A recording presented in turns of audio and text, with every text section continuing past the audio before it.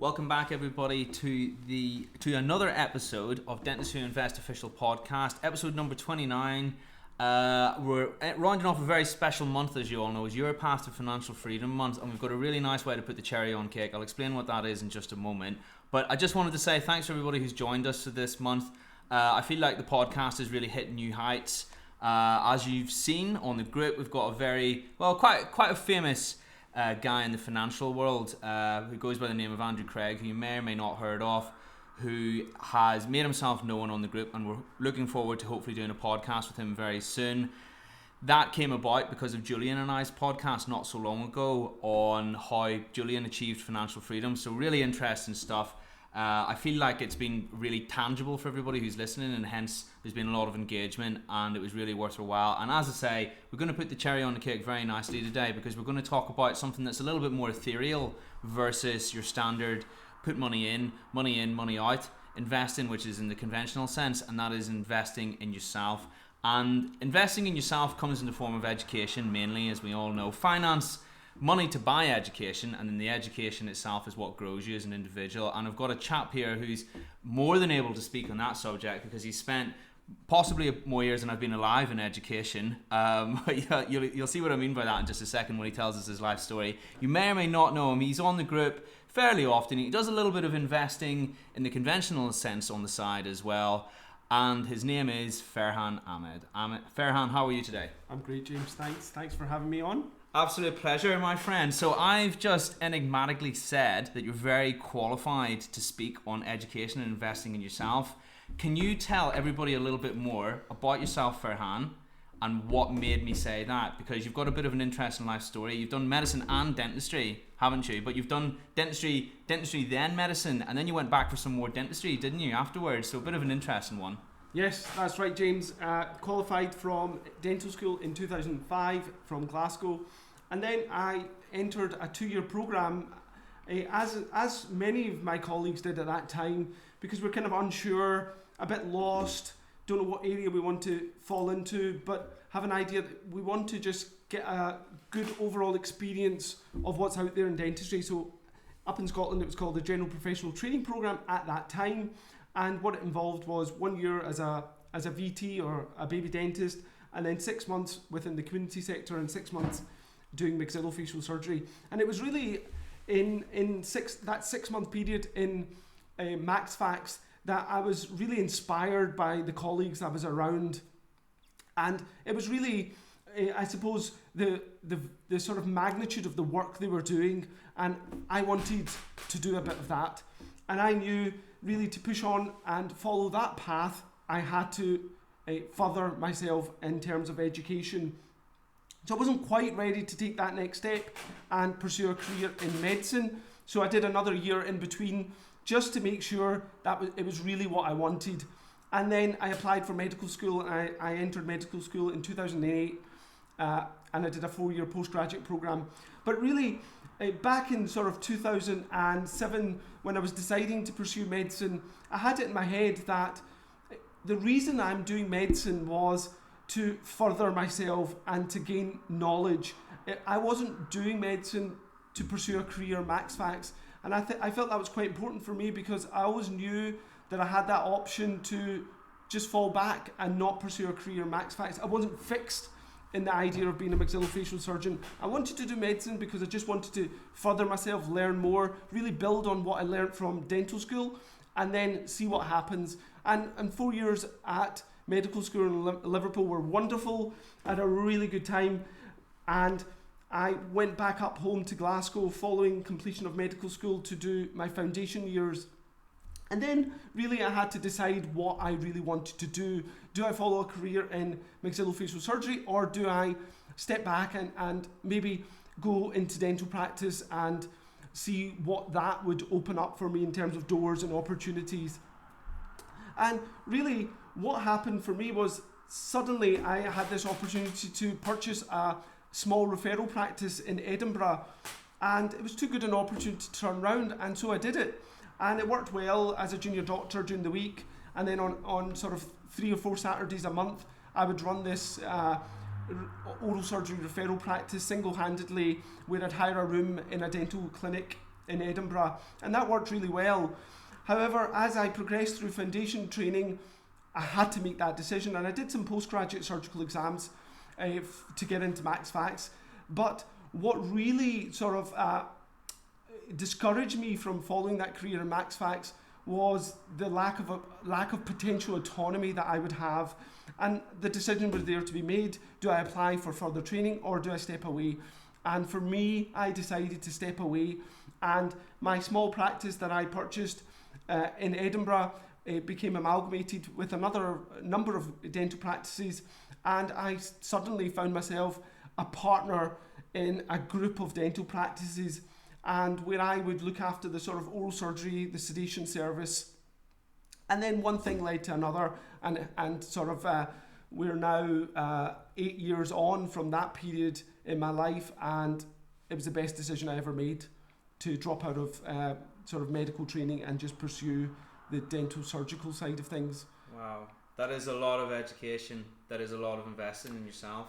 Yeah, but you know, what I say to colleagues that speak to me now and they're potentially considering a career in medicine or furthering their career, when you look at it as, oh, I've got to do a 5-year medical degree or I've got to do a 4-year medical degree, I think that's very daunting. And I've always been, you know, the type of person, I just look a week or a month ahead and that's it. I don't focus on, oh, in 4 years, I'm now sort of, what age was I in 2008, something like 26. Oh, in 4 years I'm going to be 30, I'm going to be pretty sort of skint financially. I didn't look at it that way. I just said to myself, right, I'm going to really enjoy this. I'm going to enjoy every single day and see what happens. And so I think what was really important for me was just to have an open mind and enjoy the journey. And honestly, it was the best decision I ever made. I am where I am because I made that investment in medical training, 4 years. And it was a sacrifice. It was a struggle at times. I struggled to pay my mortgage. It was month to month. And I had to work, you know, sort of long shifts, 48-hour on calls over the weekend. But I am the clinician I am today because of those experiences, and I wouldn't change it for anything. And sort of from a financial point of view, yeah, I invested my time at that period of my life, and now I reap the benefits sort of monetarily from that investment of my time to go through medical school. Because what I would say that medicine really did for me was it taught me some skills that I really didn't have as a dental clinician. Probably much more to do with sort of patient communication, sort of developing empathy, how to speak to a patient, developing trust. I really learnt those skills through my medical training, and you know, one thing led to another, and it was phenomenal. It was a phenomenal experience, and even those 2 years that were a real graft as a junior doctor. Now at that point I was maybe 31, 32, and being a junior doctor, and my colleagues around me were 23, 22, and there I was married. I think Hannah was born at that time. It was tough, you know, long shifts, weekends on calls, nights, but those struggles have certainly built up an immense resilience in me to keep going, keep working hard, putting in sort of long day shifts now as a clinician, which actually it's sort of part of my life. The long days, the grind with patients, etc. And I owe all that to the medical training. I was going to say, surely it must have taught you a lot of, in terms of your commitment and in terms of dedication and being organised and structure. It's almost like being in the military a little bit, you know what I mean? Because you come out the other side and you just have this incredible I would say that because mindset. Yeah. Because obviously you're sort of a late 20s, you're juggling being a student again, and then, you know, it wasn't unusual that I'd be a student 9 to 5, and then the hospital that I was a student in, I would put on my scrubs and I'd be the on-call SHO for the next sort of 12 hours, and then in between I just didn't, you know, although I lived in Liverpool, I would travel up back home to Scotland to do weekends on call. So sort of managing your diary was really important, and sort of networking with other colleagues in different departments, because you would get called for work if you were known, and so you had to reach out to people to get these sort of job opportunities, and they were essential because I had to pay the sort of university fees, I had to pay a mortgage, and have a sort of a reasonable standard of living. I mean, I remember there were times where I really did struggle to pay the mortgage, and I had to borrow money off my siblings to sort of get by. But I look at that time now with part of the investing process in a way, because that time you were spending investing in your education almost to the detraction of other aspects of your life. As you said, it's now paid dividends eventually, so it's just another way of looking at it, I suppose. Absolutely, James. Couldn't agree more. Yeah. It was that time. It was those night shifts. It was those sleepless nights. That the stress of the exams, etc. That was the investment. And now I'd like to say that I reap benefits from that time. For sure. Awesome. We're going to delve. For anybody who's listening, we're going to delve into why Ferhan is saying that in just a minute. Ferhan is obviously a dental clinician, and he has a few sort of side gigs as well, which are related to dentistry, which came about in quite an organic fashion from that, which may be of interest to anybody who's listening. A lot of the stuff that Ferhan has learned has been extracurricular, stuff that he didn't necessarily teach you in university, which he has applied successfully in order to maintain his side gigs and his presence online, etc., etc. Question for you, Ferhan. This is just a slight aside. Okay. In my experience, anecdotally, most people who do medicine and dentistry, they're a very select group. I haven't met many, but they usually do it the other way around, don't they? They do medicine then dentistry. Just anecdotally, from what I've noticed, I don't have any hard evidence to back that up. Is that true? No, I think from my experience, the colleagues that I come around come up sort of, they're apparent to me. They've done dentistry first, then medicine. Oh, okay. Yeah. Maybe it's just usually me then. They've wanted to pursue a career in maxillofacial surgery, and then the natural way into that path, career path, is dentistry, and then sort of exposure to max fax. Yep, I fancy that. That seems really interesting, and then going into medicine and pursuing it from there. Weren't you ever tempted to just call it quits and just be a dentist? Because there must have been a lot of times where you thought to yourself, what am I doing? Because the money didn't come then. It took a long time. Yeah, so what I would say is I'm the type of person that once I start something, I have to finish. Okay. So I never felt like dropping out of medicine. Once I got in, I was excited. It was I saw it as an opportunity to start something new, a new chapter in my life. I was moving away from home for the first time, so it really was quite exciting. And then once I sort of finished medicine, I wanted to be fully registered as a doctor, and just like in dentistry, you've got to do that pre-registration. Here I felt I had to do the first 2 years. So I suppose when I had the first opportunity to make that decision, follow that career in maxillofacial surgery, or go into a path where I could be a much more of an autonomous individual clinician and really do what I wanted to do, and make decisions for myself, then I took that opportunity, and that was after FY2. And as soon as FY2 finished, I mean, I still remember now, at that time I was doing A&E, and it was just the best feeling, because 4 months in A&E at the Royal Glasgow was tough. It wasn't that it was a tough job, it was the shifts. I mean, the shifts were just hard work.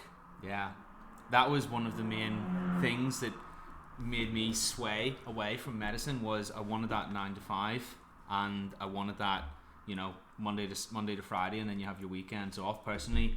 But that's not to say I'm right. It was just what you've been through, and now that you've come out the end of that process and where you're at in your career, it's worthwhile. Yeah, I think the biggest problem I have with medicine is the lack of choice at times, and the fact that you don't have that control. And the beauty of our profession as dental clinicians is that you can choose to work 2 days, 3 days, 4 days. I mean, often I'm working 6-7 days a week, but that's my choice. Yeah. I get to work with the people I want to work with, and that's harder to develop that kind of lifestyle in medicine. Yeah. And that's just my opinion. But for me, I've been able to forge that lifestyle and in dentistry, and that's phenomenal. Where now in my career, I work when I want to work. I work with who I want to work. And it's a great feeling. Was it all worth it then? That's my next question. Absolutely.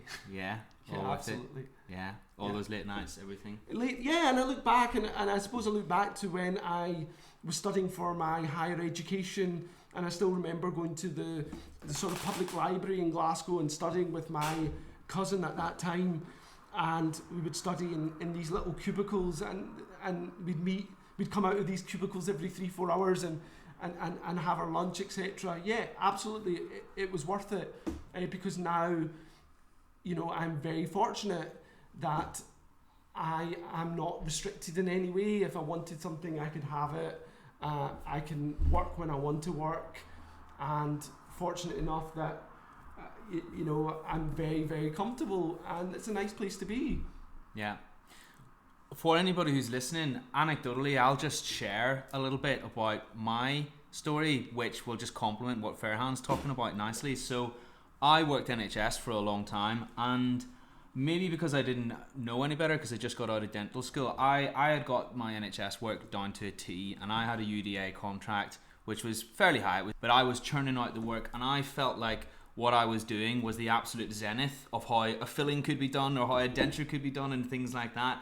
And until I started to go on more courses, I kind of realized that I was living in this bubble of, you know, lack of knowledge, or this sheltered world where I didn't really understand the full potential of what my work could be. And when I learned that, it was completely eye-opening, and it drives you and it propels you further to be even better, I think. And for me, it was just about taking that plunge. I don't want to name drop courses and things like that, but it helped me so much in that sense. Maybe just reignite my passion, maybe seeing dentistry from another facet. And another thing I'll just throw on top as well, the networking of going to these courses and the people that you meet, these are other benefits that you reap so many rewards from in ways that you can't even fathom. Would you like to add something to that as well, Ferhan? Because you'll have a multitude more stories of that nature than me. Yeah, I think a number of years ago, a colleague said to me, and he's not a dentist but involved in the dental industry, and he talked about how much he invests in himself every year, and he said, I invest at least 10% of my income on myself every year to better myself, to improve myself. See, even wow, ring fencing some money, a portion of your capital into investing in yourself. Yeah, it's not a bad investing idea. In yourself. And as clinicians, we sometimes think, oh yeah, I'm going to upskill and go on all these courses. That's great. But actually there's other ways to invest in yourself, and as clinicians that's equally important. That you actually, how about courses to sort of build your resilience, build your mindset, build your decision making, build your confidence, build your communication skills. That's equally important as improving your skill in surgical dentistry, implant dentistry, you know, other aspects of cosmetic dentistry, whatever it is.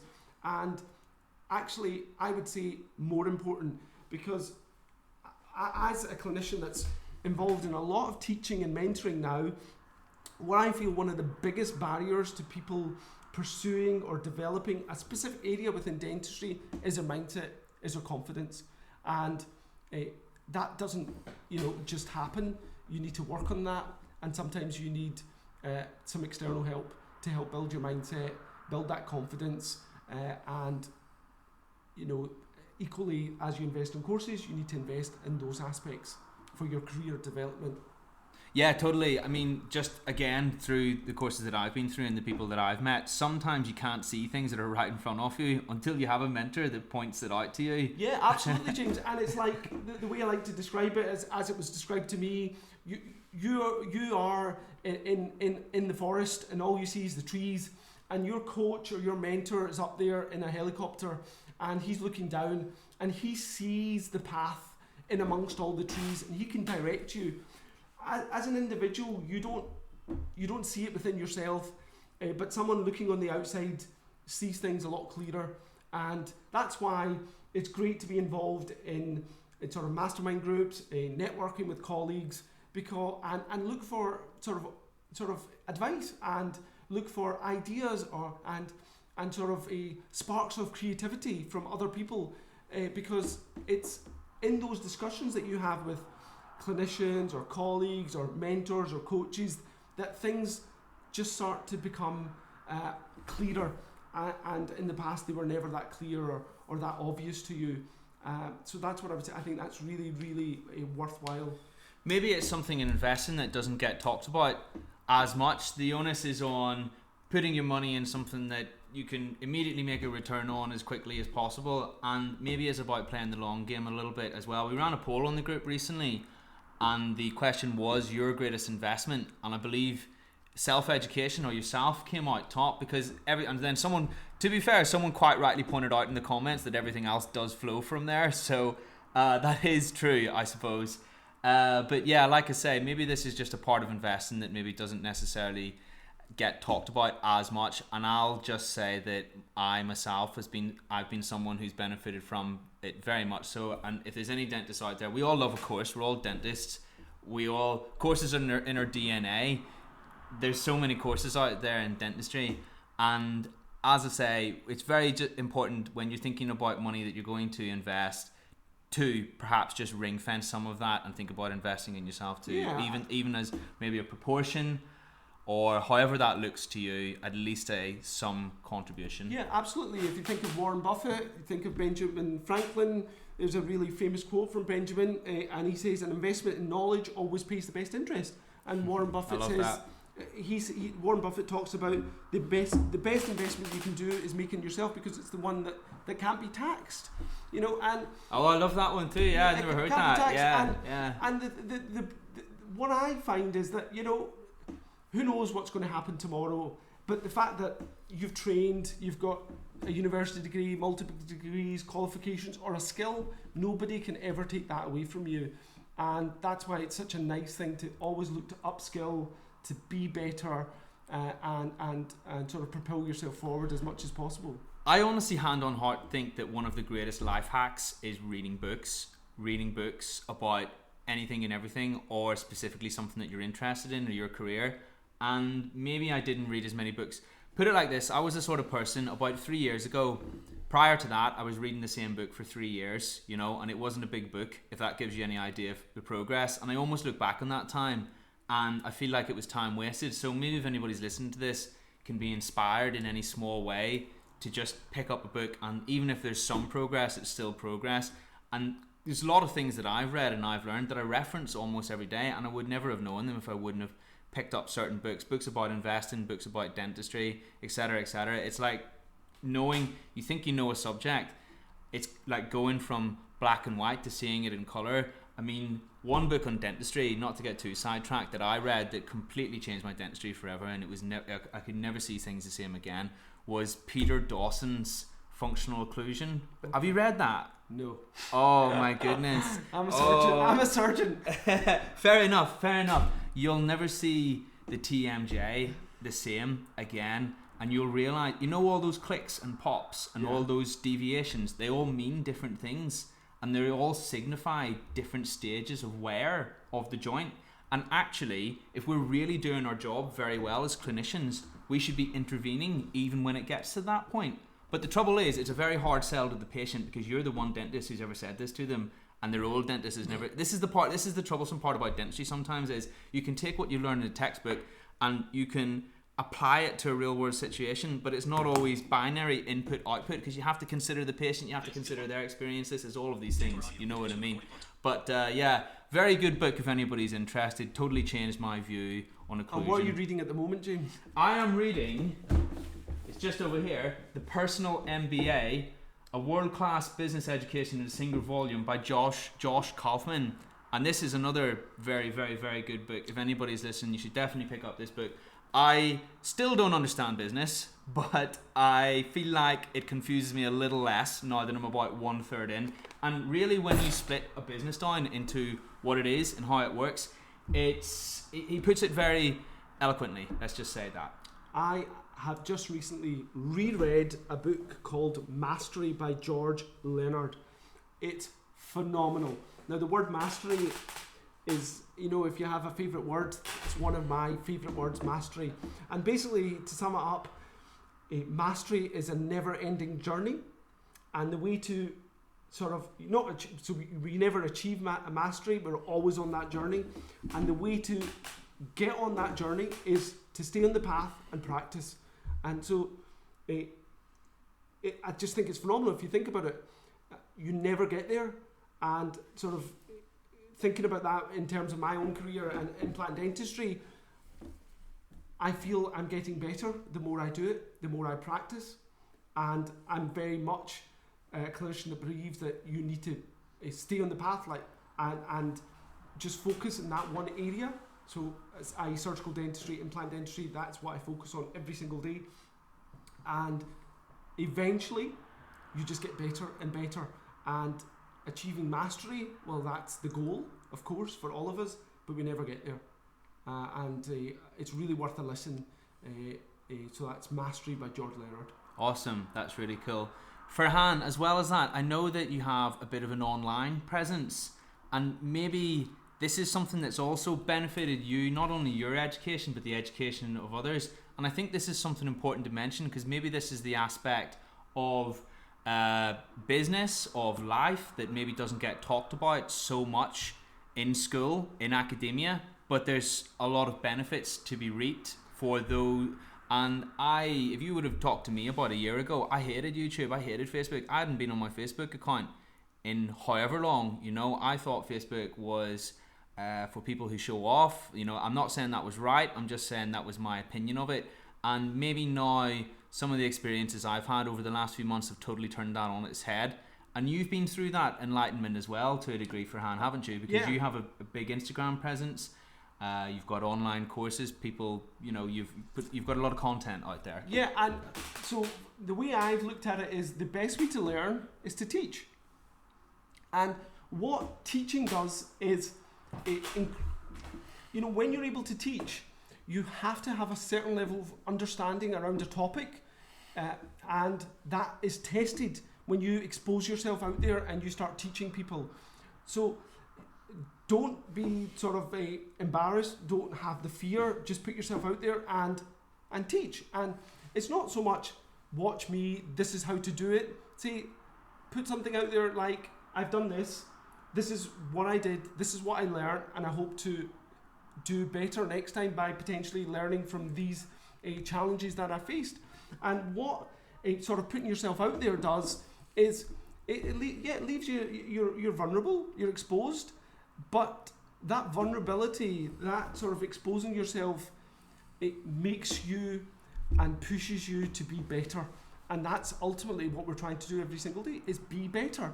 And certainly being online and having a presence on various social media channels has allowed me to do that, and puts me out there and lets other colleagues know that what I'm doing, and they sort of allows them to sort of reach out, and maybe they can support me or maybe I can support them. But it builds a network, and it takes a bit of time, but over that period of time you build momentum.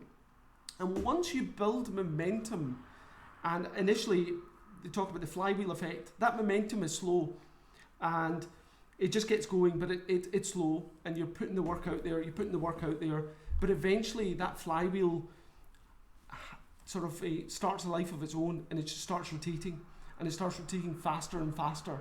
And so for myself, really, I've seen that flywheel effect come into play really in the last year, where I've managed to really build momentum with a lot of the work I'm doing online, and I'm just very fortunate that people are trusting me with their education, and they reach out, and they want to be part of my different learning communities.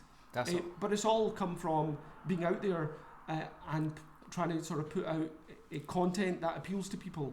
And putting out content that appeals to people, you just have to be a bit careful that you don't want to come across, because I think what sort of come across with arrogance or an ego.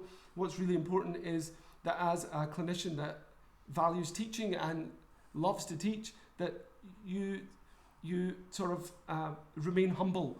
And so when you're putting stuff out there, it has to come across in the humblest way possible. And it's not check me out, look at the work I'm doing, it's amazing. It's, here, I do this type of work, this is why I do it, this is how I learn, these are the challenges, this is how you can do it, this is how you can get involved, etc., etc. Awesome.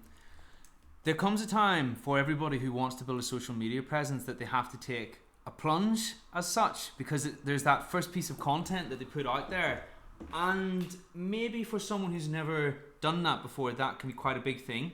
And I remember my first video that I put out, I still remember clicking the button to hit upload or make public because it scared the absolute life out of me. It really did. And maybe there'll be lots of people out there who they want to put stuff out there, but they've got this psychological barrier in place, rightly or wrongly, almost always wrongly, because it was a bigger thing in my head than it was in everyone else's head. What did that plunge look like for you, Ferhan? And what would you say to anybody who's thinking of making that leap? So, absolutely, we all have that fear. Nobody is any different. It's sort of innate human nature where you're putting yourself out there and everybody can see what you're doing, either on video, voice, or as a picture. But ultimately, you have to really know what is the goal here. What are you trying to achieve? And are you trying to? Is it that you're trying to fulfill your potential? Do you have these big goals? And achieving these goals are linked to having a social media presence and being visible on social media. So as a clinician who teaches, I have to be visible on social media. I have to let people know the work I do. And so, yeah, there's that real fear, but the focus is all about what am I trying to achieve? What is the goal? And it's the process.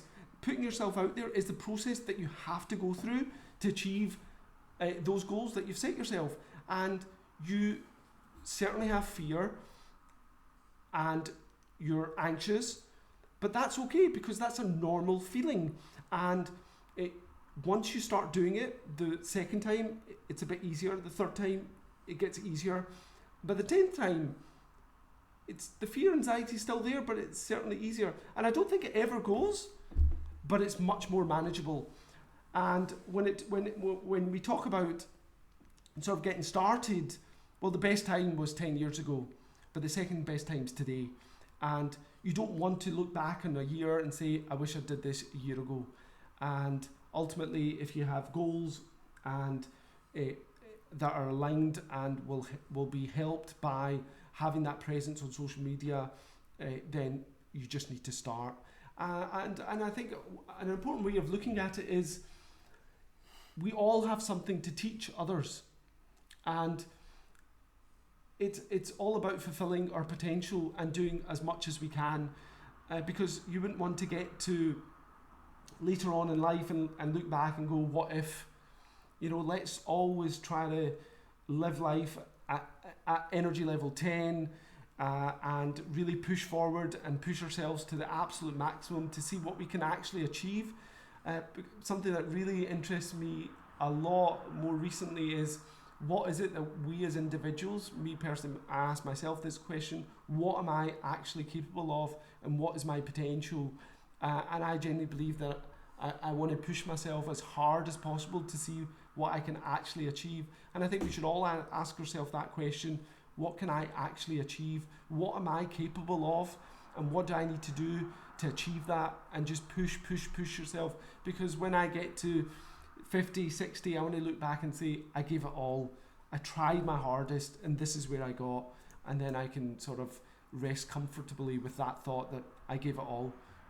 Yeah, 100%. Yeah. And it's the ways that, for me personally, when I started out, I didn't really know where it was going to end up. And I still don't really know where it's going to end up. But all I know is that I'm enjoying the process. And I really wish that I would have started just putting stuff out there, stuff that I was passionate about investing a long time ago. I wish I would have had somebody to give me some encouragement maybe many years ago, and not only because I just enjoy doing it and I just think it's really worthwhile and it's fun apart from anything else. It was that mental obstacle that I put in place that really, when I sort of peeled back why I thought that way, I don't really understand why I did. And I hope that anybody listening might be able to benefit from that. If there is something that you really love and there is something that you're really passionate about, someone somewhere will find that really useful. Someone somewhere will find that you're really useful. And I think now a really nice way and really nice thing that someone said to me was that it's almost your obligation in a way to put that out there because someone somewhere will benefit from that. Absolutely, James. I think we have a responsibility as individuals to teach others, help people. So as we've come up the ladder, it's our responsibility for those that are higher up on the ladder to help those coming up behind us. And so let's put content, valuable material out there that potentially will help people. And you're not looking to, don't look at it as, I won't affect many people. If it affects one person, if it'll help one person, that's enough. That's enough. That's enough of a reason to put content out there on the various platforms. If you think about it, it's such an amazing world. We're so connected. Within seconds, you can be live on TV. You can be live to hundreds, if not thousands of people on Instagram, on Facebook, on YouTube. And 20, 30 years ago, if you had said that to people, they would have thought, one, you were crazy, and secondly, they would have paid thousands for that opportunity. And now we have it at our fingertips, and most of us have it in our pocket, and we can do it. But however, a lot of us don't, and we should just ask ourselves, why not? Yeah, 100%. And I actually still think people think as well. You know what held me back, and I don't know if I'm just speaking for myself. I thought to myself, maybe this is a bit stupid. I thought that the internet had pretty much already hit peak capacity, and there was no more bandwidth for me to be on there and share my message. But we've seen with coronavirus, it's actually taken the internet to a whole new level of relevance, of importance. The number of people that I've met, and I feel like I can call them my friend, and I've only met them over Zoom, in the last 6 months. And I think that's a really interesting point, because like putting content out there, putting yourself out there, exposing yourself, it really opens up so many opportunities. And it maybe doesn't happen after the first post or the second post, maybe it's after the 100th post, but you will resonate with someone and people will reach out. And I can honestly say, on a weekly basis, numerous people reach out just for advice, just to say hi, and it's nice, it's great, and feeling part of a community. And maybe it's just a comment like, I love your posts, or maybe it's a comment like, there's things that you say that really resonate with me. And that's just a really nice feeling to get that from other colleagues, other people that you know. And we can all feel that way. And all you need to do is get started to get that feeling. Awesome. And that was actually what I was going to segue on to next, Ferhan, was the ways that it has benefited you that maybe people wouldn't necessarily envisage when they're just starting out on this journey. So let's say, for example, someone was wanting to create an online presence because they wanted to generate themselves some PR for a course. Okay, that's fair enough. That's the very binary sort of input-out way of looking at it. But there's a whole other myriad of positives that have happened to me, because of that, which we won't, just was what we touched upon earlier. People reaching out to me saying that they like what I do. Just being able to help other people is nice as well, even if it is in only a small way. There's loads of things like that. Is there any more things that you personally have benefited from, Ferhan, that maybe you wouldn't necessarily have associated with this journey or this path before you began? What I would say is, so my content's very much based around implant dentistry and education around implant dentistry.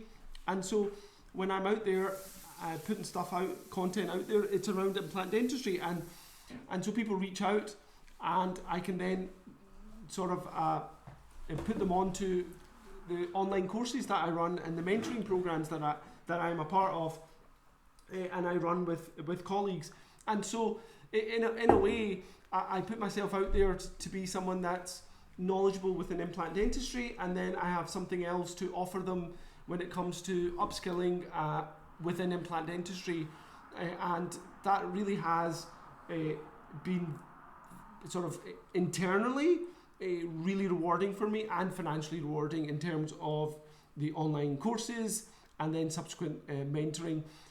So rewarding for me, but I'd also like to think rewarding for the individual clinicians, or nearly 100 now that I'm involved with, for them, because I've been able to take them on a journey where they've been able to upskill and then benefit from that investment that they've made in me and in their training to further their skill, to offer more advanced treatments for their patients.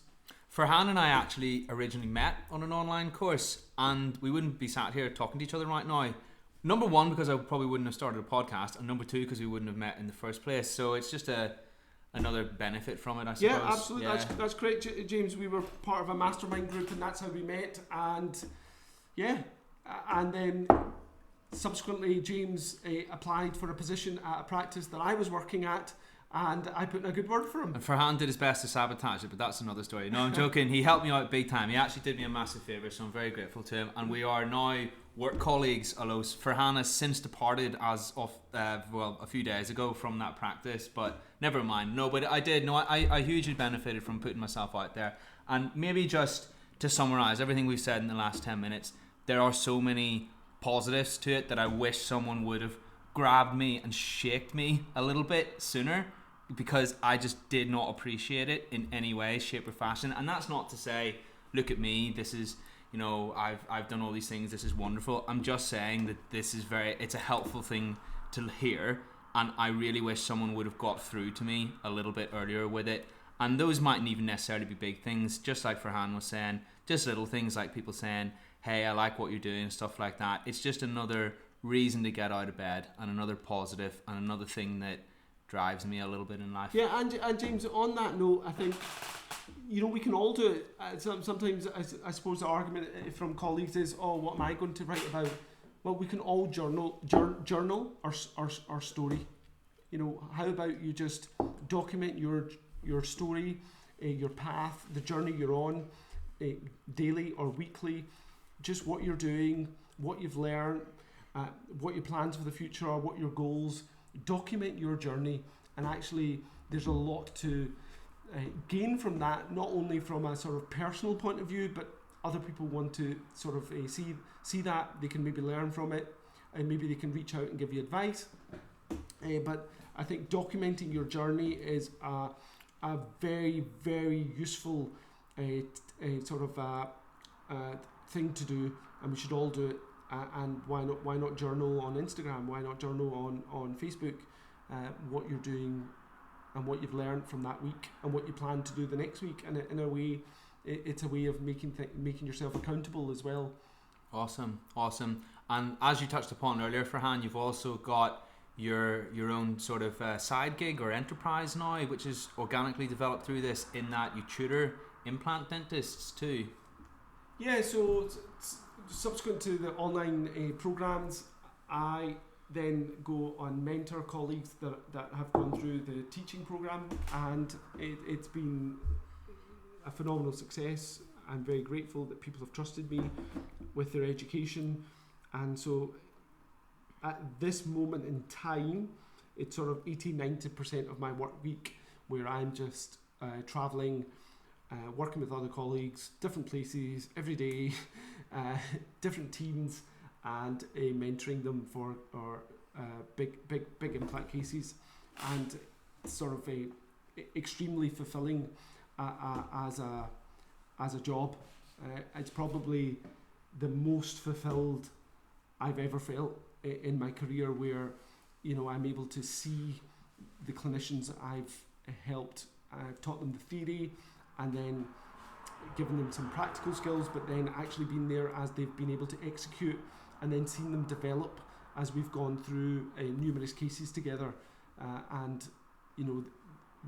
there's a sense of euphoria as they do their first big implant case, and then their development, and they see it in themselves how quickly they develop, and it only takes a handful of cases and there's an immense change in them, and to be there to be part of that is just amazing. Awesome. So another benefit, I suppose, from putting yourself out there. Yeah, absolutely.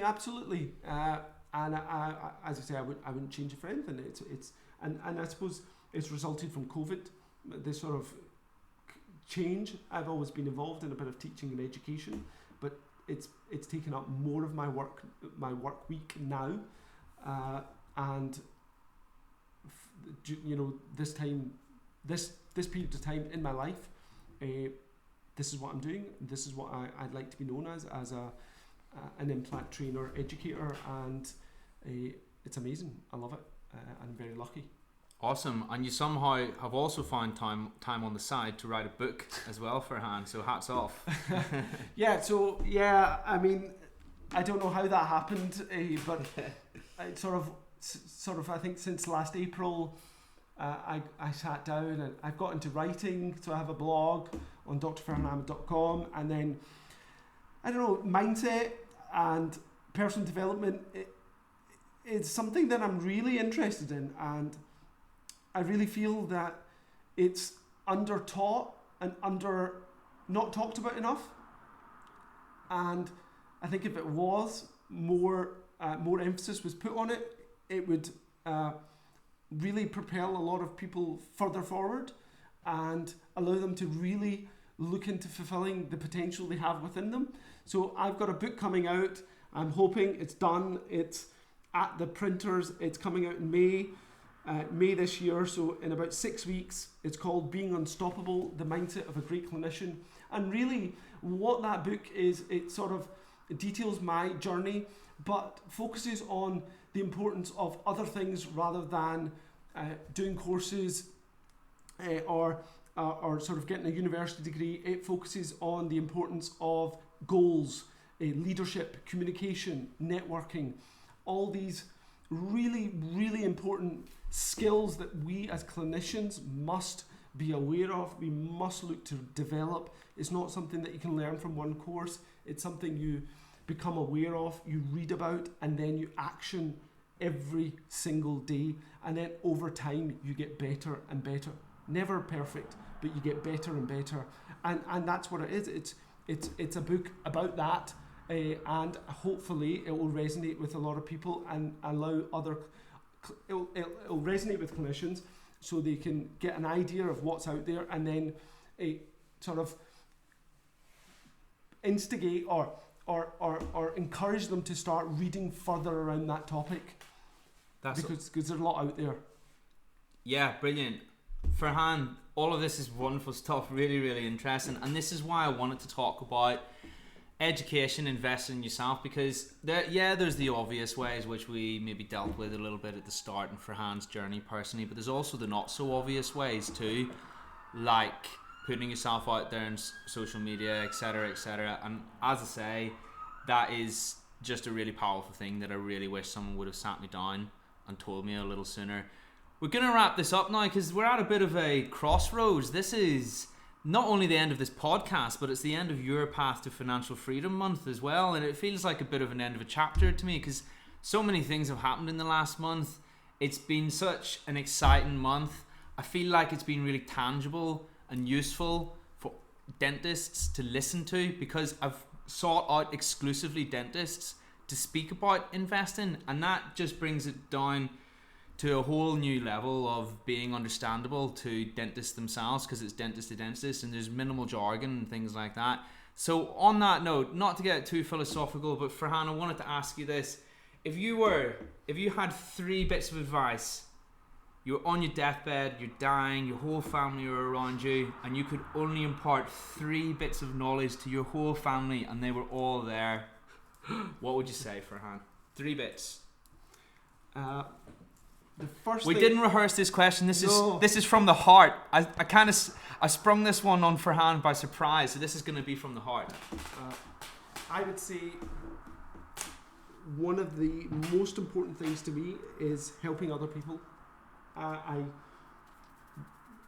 genuinely, internally, that is one of the most important things to me, to be able to help other people. That's maybe clinicians or patients or other people in suffering. That is something that's dear to my heart, and I would say that to anybody.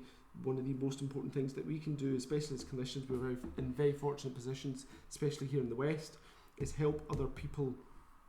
The other thing is work hard, and it's not so much sort of find your passion, it's sort of developing a passion. And I can say that my work is my passion. It's everything to me, the work I do, and it's to the extent where I look forward to Monday, and when I go in, I travel, it doesn't feel like work. It's a hobby, and I'm just fortunate that I get paid well to do it. And the third thing I would say is a smile and be happy, because we have so much to be fortunate for our health. And what we have in especially in this country, in the UK, and to the point where we can go out and we've got the health service, and for instance the phenomenal work in terms of the vaccination program. So just being grateful for what we have around us, and it's focusing on the things to be grateful for rather than the struggles, and focusing on the struggles and the difficulties. How about every day we just focus on what we have to be grateful about? So that's what I would say. Ferhan, that was wonderful. I can't believe that was spontaneous, because that was so deep and philosophical. I was actually quite emotionally involved in those answers because I thought they were so good. Thank you so much. What a brilliant way to wrap up this podcast and Your Path to Financial Freedom Month for anybody who's listening. Thank you so much for joining us on the show today. It's been an absolute pleasure to have Ferhan. Ferhan, you'd be more than welcome back on the podcast anytime. Thank you so much for coming. Thank you, James. Thank you very much. An absolute pleasure, my friend. We'll speak again very soon. I'll see you later. Take care. Bye.